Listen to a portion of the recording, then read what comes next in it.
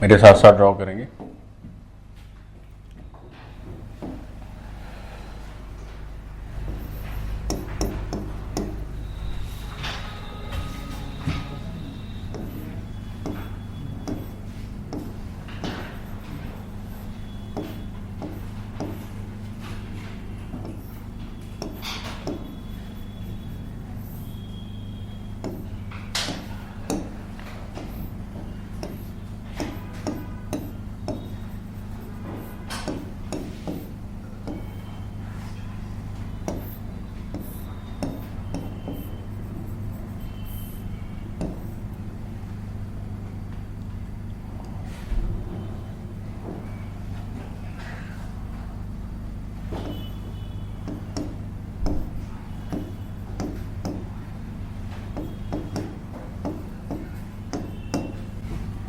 बच्चों लिखते चलें।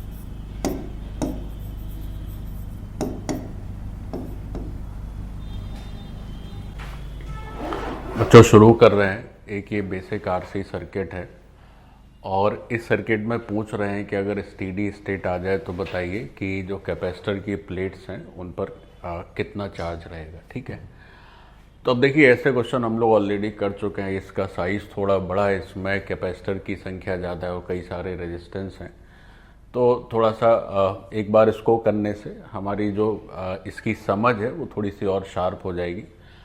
तो देखो करना स्टेडी स्टेट का मतलब वही है कि जो चार्जिंग होनी थी हो गई, जो कुछ होना था हो गया, that is called steady state. ठीक, तो स्टेडी स्टेट को आप ऐसे भी समझ सकते हैं कि टी टेंड्स टू क्या हो जाता है, इन्फिनिटी हो जाता है। ठीक, अब स्टेडी स्टेट में हम लोग ये समझते थे कि भाई कैपेसिटर के अक्रॉस फिर फर्दर करंट फ्लो नहीं होता है। ठीक, अच्छा, कैपेसिटर के अक्रॉस फर्दर करंट फ्लो नहीं होता है। दूसरा ये भी रहता है कि कैपेसिटर से डायरेक्टली जो हमारा रजिस्टर कनेक्टेड रहता है वो कैसा हो जाता है, दैट इज शॉर्ट सर्किट। उसको क्या मान लिया जाता है, शॉर्ट सर्किट। ठीक, तो अगर हम बच्चों स्टेडी स्टेट में इस सर्किट को रीड्रॉ करें तो वो सर्किट कैसे दिखेगा, लेट अस सी। तो स्टेडी स्टेट का मतलब आरसी सर्किट में आई थिंक आप सब लोग समझते हैं कि टी जो है that becomes tends to zero, sorry tends to infinity, that is called steady state, है ना। या इसी को ऐसे भी कह सकते हैं कि full charging of capacitor, full charging of capacitor. हमारा जो कैपेसिटर है उसकी फुल चार्जिंग हो जाती है, that is called steady state. ठीक, तो अगर टी टेंड्स टू इन्फिनिटी है then it becomes steady state. अब देखो इस स्टेडी स्टेट में अगर इस सर्किट को रीड्रॉ करें तो ये सर्किट कैसा नज़र आने वाला है।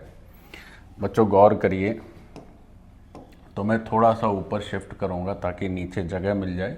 इसको देखते हुए नया सर्किट ड्रॉ करेंगे।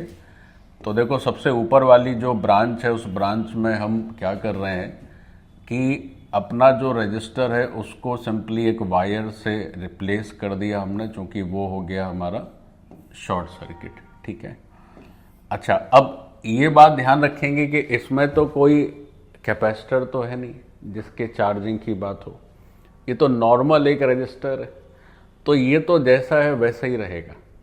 इसमें कोई दिक्कत नहीं है। भाई चूंकि जब कैपेसिटर की बात होती है उससे डायरेक्टली कनेक्टेड जो रजिस्टर है वो शॉर्ट सर्किट माना जाता है, इसको शॉर्ट सर्किट नहीं करना है, ये एज इट इज रहेगा। ठीक, तो इस बात का ध्यान दें। अब जो नीचे वाली तीसरी ब्रांच है उस तीसरी ब्रांच को देखेंगे तो तीसरी ब्रांच में फिर से बीच में एक रेजिस्टेंस है, तो उसको हम फिर से शॉर्ट सर्किट कर देंगे, तो ये हो जाएगा। और फिर आखिरी जो ब्रांच है उस ब्रांच में, अब देखो जो आखिरी सबसे नीचे वाला ब्रांच है इसमें भी जो रजिस्टर है, तो इस ब्रांच में बच्चों कोई कैपेसिटर तो है नहीं, तो अगेन इसको शॉर्ट सर्किट नहीं करना है ना। इस बात का बड़ा ध्यान रखना है कि हम केवल उन्हीं रेजिस्टेंस को शॉर्ट सर्किट करेंगे जो कैपेसिटर से डायरेक्टली कनेक्टेड है। अगर कैपेसिटर नहीं है तो फिर कोई शॉर्ट सर्किट की बात नहीं होगी। तो ये जो आखिरी ब्रांच है ये एज इट इज वैसा ही रह जाएगा रजिस्टर, इसमें कोई फर्क नहीं पड़ेगा। अच्छा, अगली बात, तो ये जो अपना फिगर दिख रहा है ये स्टेडी स्टेट का सर्किट है।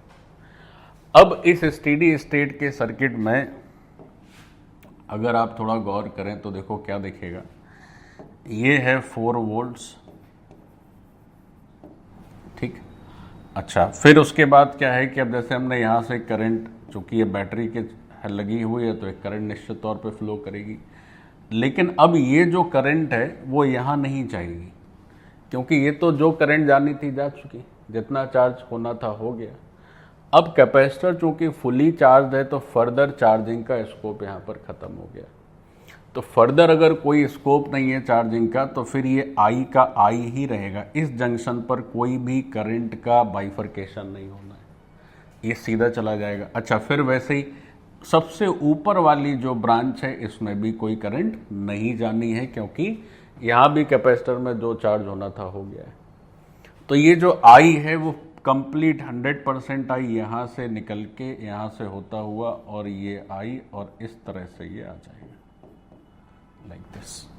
ठीक, तो हमारे पास अब एक लूप हो गया और उसमें करंट क्या हो गई, आई। एक तो ये ऊपर वाला भी छूट गया और ये जो बीच वाली ब्रांच है ये भी छूट गई, क्योंकि जहाँ जहाँ कैपेसिटर है उसमें कोई करंट फ्लो नहीं हो पाता है। तो अब हमें क्या करना है कि क्वेश्चन तो यही था कि जो 4 कैपेसिटर दिख रहे हैं सब में आपको बताना है कि कितना कितना चार्ज हो जाएगा। तो लेट अस सी कि can we do these things. तो बच्चों बहुत इजी, अगर इसी सर्किट को आप देख लें तो इसमें ये 3 ओम का एक रजिस्टर है और ये है 1 ओम का। चूँकि दोनों जो रेजिस्टेंस दिख रहा है इसमें सेम करंट फ्लो कर रही है तो नेचुरली ये दोनों सीरीज़ में ही माने जाएंगे। तो सीरीज़ में माने जाएंगे अगर, तो आप ऐसे लिख सकते हैं V = IR का फॉर्मूला यूज़ करके हम I की वैल्यू बता सकते हैं। तो V = I × R। अब चूंकि दोनों रेजिस्टेंस हमारे सीरीज़ में है तो 3 + 1 कर दीजिए, तो यहाँ से ये हो गया ओम और ये हो गया वोल्ट्स। तो I की वैल्यू हो गई आपकी 1 एम्पियर, है ना। देखो कितना आसानी से हो गया। तो अपने को ये पता चल गया कि इस ब्रांच में 1 एम्पियर का करंट रहेगा when this circuit is in steady state, when capacitor is fully charged. ठीक है बच्चों, अब जब ये आई की वैल्यू 1 एम्पियर हो गई तो फिर 1 एम्पियर के बाद अब जो अगला पोर्शन है उसको हम कैसे हैंडल करेंगे। अगला पोर्शन कैसे हैंडल करेंगे, देखिए कैसे करना है। अब हमें क्या करना है कि इसमें चार्ज भी बताना है। तो अब देखो आप ऐसे सोचो कि अच्छा पहले इतना नोट कर लेते हैं फिर हम आगे बताते हैं। देखो अब जैसे ये जो हमारी ब्रांच है तो इस ब्रांच में अगर हम देखें तो मान लेते हैं इसके अक्रॉस जो पोटेंशियल ड्रॉप है दैट इज से VR कह सकते हैं इसको, है ना। जैसे ये रेजिस्टेंस R है तो उसको चलो VR कह दिए। और तो अगर VR अगर हम देखें इसके अक्रॉस जो पोटेंशियल ड्रॉप है तो VR की वैल्यू अगर देखी जाए तो VR कितना आ जाएगा। तो बच्चों अगर VR देखा जाए तो दिस इज I × 3 ओम और I है 1, तो बच्चों ये हमारा 3 वोल्ट्स हो गया VR। ठीक है, अच्छा फिर देखो अब जैसे अगर तुम इसको वी आर ले रहे हो, ये प्लस है ये माइनस है, तो ऐसे भी सोचा जा सकता है कि ये अगर वी आर है तो साहब ये क्या है, ज़ीरो। इस तरह से भी सोच सकते हैं। तो फिर यहाँ से यहाँ तक अगर ऐसे नहीं भी लिखना है, वो सब आपके ऊपर है, चलिए हटा ही देता है। तो जैसे इस पॉइंट ए ले लिया और इसको ले लिए पॉइंट बी, तो वी ए भी तो वी आर ही है ना। और जैसे इसके अक्रॉस मान लीजिए पोटेंशियल ड्रॉप वी सी है, ये प्लस है ये माइनस, और दोनों का चूंकि कैपेसिटेंस सेम है और सेम चार्ज रहेगा तो पोटेंशियल ड्रॉप भी ऑब्वियसली कैसा रहेगा, सेम। अगर अलग अलग होता तो एक को V1 लिख लेते, एक को V2 लिख लेते, तो उस तरह से कर सकते थे। ठीक, तो अब इस सिचुएशन में हमें जैसे Vc की वैल्यू अगर चाहिए बच्चों, अच्छा फिर एक बात समझ लीजिए, चारों कैपेसिटेंस जो है उनका, चारों कैपेसिटर का कैपेसिटेंस सेम है, तो अगर इस ब्रांच को भी तुम देखो या इस लूप को देखो, तो इस लूप में अगर ए से बी और फिर नीचे जाओगे तो यहाँ भी सेम ही रहेगा कि नहीं रहेगा, ये भी प्लस माइनस Vc हो गया। तो बच्चों ऊपर जो पोटेंशियल ड्रॉप है 2Vc, वो नेचुरली Vr के बराबर होगा। और अगर इसको आप इस तरह से सोचें तो यहाँ पोटेंशियल ड्रॉप है Vr और इसमें पोटेंशियल ड्रॉप है 2Vc, तो यहाँ से भी 2Vc Vr के बराबर ही रहेगा।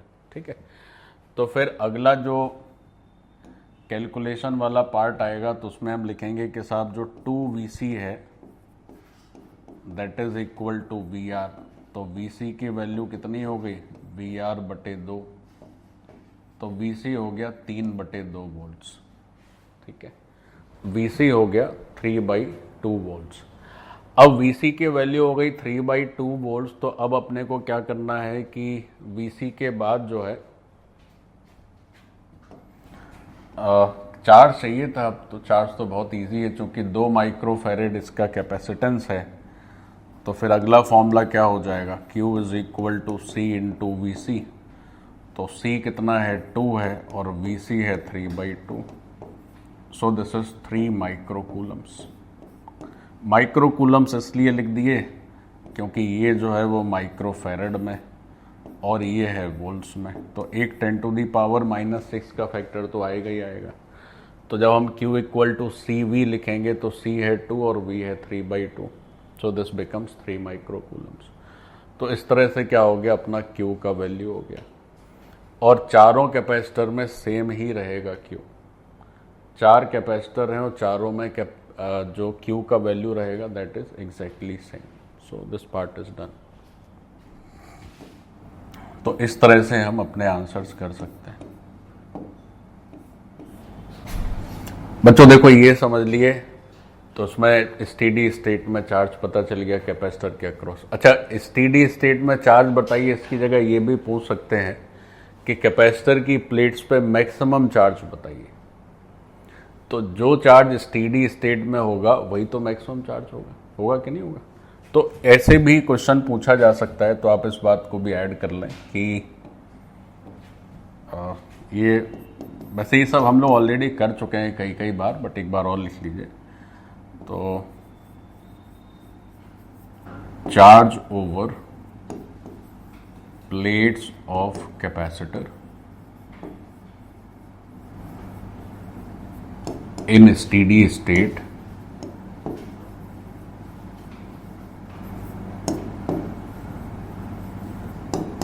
this is equal to maximum charge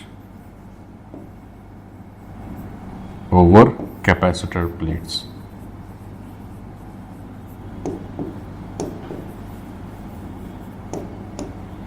ठीक, लिख लीजिए।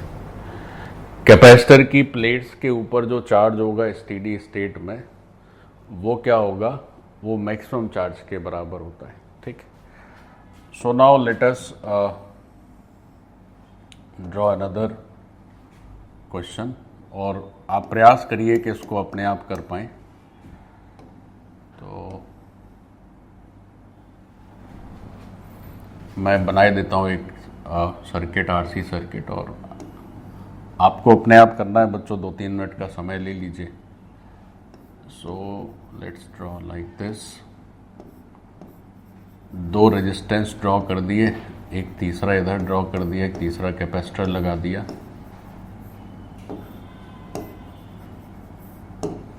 एक ही कैपेसिटर है और 5 रेजिस्टेंस दिख रहे हैं। एक चलो बैटरी से कनेक्ट कर दो। अब चाहो तो इसके अक्रॉस भी एक रेजिस्टेंस लगा सकते हो, ऐसा, ठीक है। कुछ इनकी सबकी वैल्यू लिख लीजिए। तो इधर हो गया 2 ओम लिख लेते हैं, मान लीजिए 3 ओम, कुछ भी आप लिख सकते हैं आर्बिट्रेरी, जिससे आपका कैलकुलेशन आसान पड़ जाए, है ना। आसान से ही लिख लेते हैं और 1 ओम यहाँ लिख लेते हैं, ठीक है। इसको चलिए 4 वोल्ट्स लिख लिया जाए और इसको सपोज लिख लेते हैं 3 ओम, इसको भी लिख लिए। और ये जो कैपेसिटर है, चलिए इसका सी लिख लेते हैं 1 माइक्रोफैरेड। चलिए, तो क्वेश्चन ये पूछा जा रहा है कि मैक्सिमम चार्ज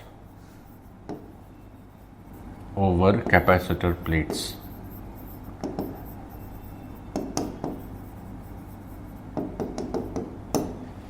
ये बताना है क्या होगा।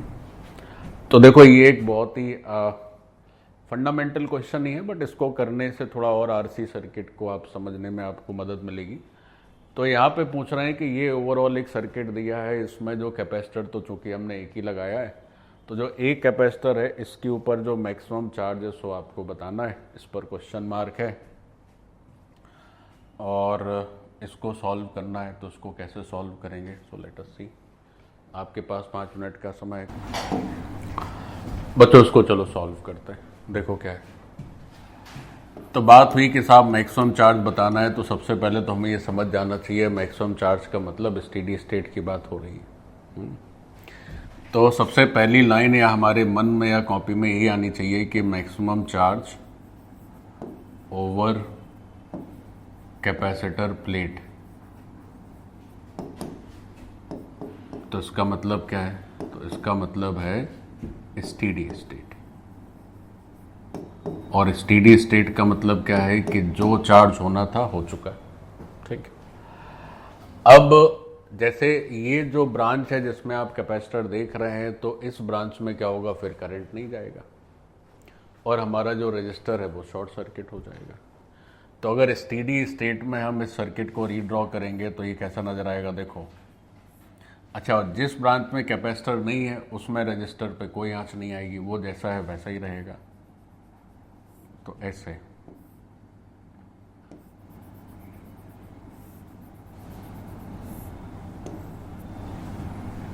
ठीक। अब ये जो ब्रांच थी इसमें रजिस्टर हटा दिया हमने और उसकी जगह क्या किए, बस कैपेसिटर ही लगा दिए।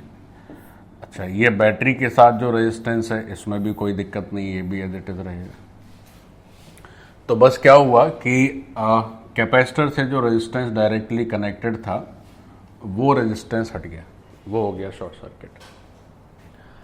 अब देखें जरा, ये है जैसे 2 ओम और ये है अपना 1 ओम, फिर ये है अपना 3 ओम और ये है अपना 2 ओम और ये तो जैसा था वैसे ही है। 3 ये भी है, 4 वोल्ट्स ये इधर है और इसके बाद ये सी है 1 माइक्रोफैरेड, ठीक है। तो उसको 1 माइक्रो, इसमें लिख नहीं रहा हूँ मैं, जगह नहीं है, बट वो ऊपर तो दिख ही रहा है। तो मेन बस यही है कि स्टेडी स्टेट में जब आप सर्किट को रीड्रॉ करते हैं तो इस बात का ध्यान रखना है कि जिस ब्रांच में कैपेसिटर होगा उस ब्रांच में हमें कोई करंट नहीं दिखानी है, यानी उस ब्रांच के रेजिस्टेंस को शॉर्ट सर्किट कर देना, बस इतनी सी बात है। अब सॉल्व कर लीजिए। अब सॉल्व कैसे करिए, देखिए, समझिए इस बात को। देखिए, आप ऐसे भी समझ सकते हैं कि जो भी करंट है यहां तो कोई करंट ही नहीं, तो आप चाहे तो उसे ओपन सर्किट करके भी दिखा सकते हैं। अब कई बार चूंकि हम ये बार बार कर चुके हैं ओपन सर्किट है, तो मैंने यहाँ पे नहीं दिखाया, नहीं तो आप चाहें तो उसको ओपन सर्किट करके भी दिखा सकते हैं। एक यहाँ पर और गैप दे दीजिए छोटा सा, ठीक। बट चलिए, तो अब जैसे अगर करंट की बारी आएगी तो मान लेते हैं यहाँ से करंट आई चली, इस जंक्शन पे आके 2 हिस्सों में बट गई साहब, I1 और I2। अब ये I2, यहाँ भी I2 है और ये भी I2 ही है भाई। ये जो करंट है ये डिस्ट्रीब्यूट नहीं होगी, ये भी I2 ही रहेगी और यहाँ भी I2 ही रहेगी, इसमें कुछ नहीं जाना है। ऐसे ये I1 है और ये भी I1 ही है, इसमें कोई करंट नहीं है, ओपन सर्किट है ये। तो ये जो हिस्सा है ये ओपन सर्किट है, इसमें अब कोई करंट वारंट नहीं जानी थी, जो होना था इसका हो गया। That why we are calling it steady state. अच्छा, फिर ये I1 यहाँ से आ गया, I2 यहाँ से आ गया, तो मिल के हो गया I। तो इस तरह से ये पूरा काम चल रहा है। तो अगर मैं एक और फिगर बना दूं थोड़ा आसान ताकि आपको दिखे, तो उसको ऐसे भी सोचा जा सकता है कि साहब देखिए ऐसा है कि, या चलो ठीक है इतना काफ़ी दिख तो रहा है। तो अब भाई हमें बताना था कि कैपेसिटर की प्लेट्स के ऊपर चार्ज क्या आएगा। बच्चों गौर से देखो, देखो अब तुम इसको ऐसे सोच सकते हो कि एक ये ब्रांच है, या चलो बना ही देते हैं इसको, थोड़ा सा और इजी कर देते हैं आपके लिए। तो एक ये कैपेसिटर है, सॉरी एक ये रेजिस्टेंस है, दूसरा रेजिस्टेंस है, फिर दो रेजिस्टेंस नीचे वाली ब्रांच में है। तो इस तरह से ये पूरा सिस्टम है, ये पूरा सिस्टम है। यहाँ पर 2 ओम है, यहाँ पर 3 ओम है, यहाँ पर भी 1 ओम है, यहाँ पर 2 ओम है, यहाँ 4 वोल्ट्स है और यहाँ पर 3 ओम है। ऐसे ठीक, बीच वाला तो बनाने की ज़रूरत है नहीं क्योंकि वो तो चला जाएगा ओपन सर्किट में। अच्छा, एक काम और भी कर सकते थे थोड़ा और इजी, मतलब अब बार बार क्या बनाऊं मैं, जैसे ये दोनों को मिला के आप 5 ओम करके भी दिखा सकते हैं क्योंकि ये दोनों क्या हैं सीरीज़ में, ऐसे ये भी दोनों सीरीज़ में। तो एक काम और कर लीजिए कि ये 3 2 5 हो गया और ये हो गया 2 और 1 3 ओम, ऐसे ठीक है। तो 5 ओम इधर हो गया, 3 ओम इधर हो गया, और अब क्या होगा कि ये दोनों हो जाएंगे बच्चों अपने पैरेलल में, और फिर उससे जो आएगा वो इसके साथ हो जाएगा सीरीज में। तो अपने को जैसे I पता चल जाएगा, कैसे पता चल जाएगा, देखो I बच्चों ध्यान दो, I कैसे पता चलेगा। C कितना दिया हुआ था 1 माइक्रोफैरेड, ठीक है बच्चों। देखो I कैसे पता चलेगा, तो I हो जाएगा V डिवाइडेड बाई R। अब इस सर्किट का इक्विवेलेंट रेजिस्टेंस कितना हो जाएगा, पहले तो ये दोनों जो है अपने दिए हुए हैं पैरेलल में, तो पैरेलल में दिए हैं तो हम इसको लिख सकते हैं से 5 × 3/5 + 3 ऐसे, ठीक है।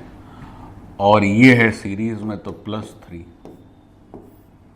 तो अगर इसको थोड़ा सॉल्व कर लें तो सॉल्व करेंगे तो कितना हो जाएगा जी, 5 × 3 = 15 और नीचे हो जाएगा 8 + 3, तो ये हो जाना है 32 और 24 और 15 मिलके कितना हो जाएगा 39।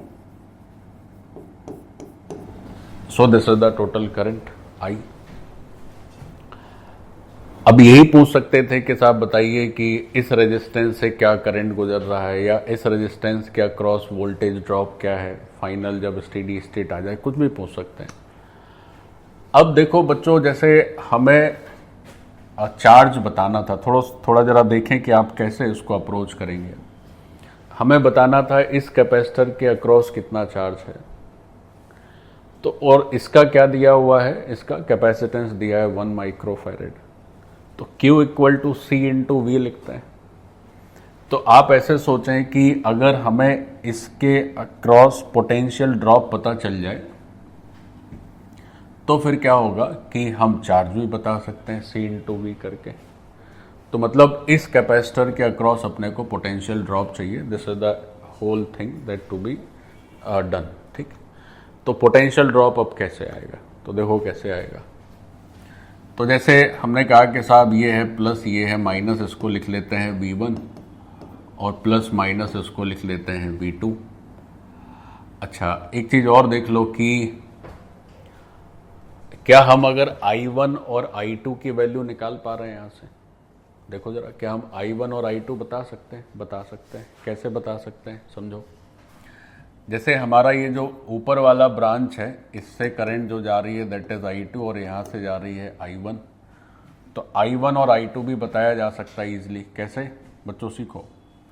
ये सब कई कई बार कर चुके हैं। तो एक रिलेशन आप लिख लें कि जो I है that is summation of I1 and I2, और जो दूसरा रिलेशन है वो आप ऐसे लिख सकते हैं कि इसके अक्रॉस पोटेंशियल ड्रॉप और इसके अक्रॉस बराबर ही होगा। तो सेकेंड रिलेशन आ जाएगा KVL से, तो 5/2 this is equal to 3I1। ठीक है, अब इन दोनों को यूज कर लें। अच्छा, I की वैल्यू अपने को पता चली गई है, तो इन दोनों को यूज करके क्या होगा, अपने पास I1 और I2 की वैल्यू आ जाएगी सॉल्व होंगे। तो आप कर लीजिएगा जो भी है। दो इक्वेशन है, दो अननोन है, तो अपने पास I1 और I2 आ जाने। अच्छा बच्चों, जरा ऊपर गौर से देखो। अब जैसे ये I1 I2 आ गया, तो क्या हमारे पास V1 V2 आ जाएगा? देखो जरा, देखो गौर से। अब हम आपसे कहें कि साहब अच्छा एक काम करिए कि V1 बताइए, तो V1 क्या हो जाएगा, I1 इंटू 1। और ऐसे ही अगर V2 देखा जाए तो V2 क्या हो जाएगा, तो V2 हो जाएगा I2 इंटू 2। भाई पोटेंशियल ड्रॉप कैसे लिखते हैं, I इंटू R। तो अपने पास V1 भी हो गया, V2 भी हो गया। अब आप ऐसा सोचो कि से इसको देख लें, इस लूप को एक बार ले लें, इस लूप को ऐसे। तो अगर वैल्यू निकल पाती तो बहुत अच्छा हो। तो जरा बता देना कितनी आ रही है I1 I2। अच्छा, निकालते रहना कितनी भी आए। अब जैसे क्या हो रहा है कि हम इसके अक्रॉस पोटेंशियल ड्रॉप कुछ इस सेंस में ले लेते हैं। मान लीजिए ये प्लस हो गया, ये माइनस हो गया। हमें तो पता नहीं है ना कौन ज़्यादा है V1 V2 में। जैसे जब आप सॉल्व करेंगे बच्चों, ये सब भी समझ लीजिए। जैसे हमने कहा से V2 की कुछ वैल्यू आ गई 3 और V1 की वैल्यू आ गई 2। तो अगर ड्रॉप यहाँ पे 3 है तो फिर यहाँ पे गेन भी कितना होना चाहिए, 3। तो अगर ये 3 है, ये 2 है, तो अपने आप ये क्या हो जाएगा, 1। और पोलैरिटी वैसी होगी जैसी यहाँ पे माइनस प्लस, ये माइनस ये प्लस। क्योंकि ये ड्रॉप हो गया, हम लोग KVL यूज़ करेंगे तो ड्रॉप हो गया 3 का, तो गेन भी 3 का होना चाहिए। जिसमें 2 का गेन यहाँ पर है तो 1 का गेन यहाँ से आ जाएगा, माइनस प्लस। ठीक है, बट चूंकि हमें अभी कुछ अता पता नहीं है कि V1 V2 में कौन बड़ा है, चूंकि मैं सॉल्व नहीं कर रहा हूँ, इसलिए मैं अपने कुछ भी ऐसे ही लिख दे रहा हूँ, और ये हो गया VC। तो अब अगर इसमें हम KVL यूज़ करें, तो KVL यूज़ करेंगे तो देखो क्या रिजल्ट आएगा। KVL यूज़ कर रहे हैं ऊपर वाले लूप में, बच्चों गौर से देखो। तो पोटेंशियल ड्रॉप कितना हो गया, V2। फिर इसको भी हमने ड्रॉप ही ले लिया है, ये है VC। और फिर गेन हो गया V1। तो we will use this result to get VC। तो यहाँ से VC आ गया V1 माइनस V2। अब एक बात और समझिए, चूंकि हमने यहाँ बिना सॉल्व किए VC की वैल्यू लिख दी, हमें तो ये पता ही नहीं है कि V1 V2 में कौन बड़ा था। तो अगर VC की वैल्यू पॉजिटिव आ गई तो इसका मतलब हुआ कि हमारा जंक्शन सही है। और अगर VC की वैल्यू नेगेटिव आ गई, देखो दो बातें हो सकती हैं बच्चों। क्या हो सकता है, ये सब भी बेसिक चीज़ें समझनी होंगी हमें। जैसे हमने ये VC लिखा है, तो ये VC पॉजिटिव भी हो सकता है, ये VC नेगेटिव भी हो सकता है। तो अगर VC हमारा पॉजिटिव हो गया तो हमने जो पोटेंशियल ड्रॉप का स्कीम बनाया था वो सही है। हमने कैसे बनाया था, हमने इस तरह से बनाया था। देखो ये हमारा था कैपेसिटर, हमने यहाँ लिया था प्लस, यहाँ लिया था माइनस।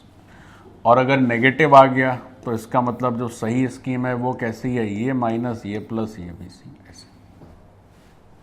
बच्चों समझे कि नहीं? तो VC की positive value means our assumption was correct, और BC की negative value means our assumption was wrong. तो ऐसा हो जाएगा। अब जब VC पता चली गया है, अच्छा तो प्लस माइनस से ये समझ में आ जाएगा कि किस प्लेट पे पॉजिटिव चार्ज है और किस प्लेट पे नेगेटिव चार्ज है। अब बस आखिरी काम रह गया कि आपको Q बताना है कैपेसिटर की प्लेट्स के ऊपर। तो कैपेसिटर की प्लेट्स के ऊपर चार्ज लिखना है, तो C इंटू VC, C है 1 माइक्रोफेरेड, और जो VC है जो भी आएगा सो आप लिख दीजिएगा, तो आंसर हो जाएगा। इतने माइक्रो कूलम जो है वो अपना चार्ज हो जाएगा। So this is the answer. तो इस तरह से कर सकते हैं। तो Q is equal to C into V C, C is 1, V C is whatever, तो उससे आंसर हो जाएगा। तो ये भी क्वेश्चन हो गया। तो मुझे लग रहा है अब RC सर्किट में ठीक ठाक प्रैक्टिस हो गई।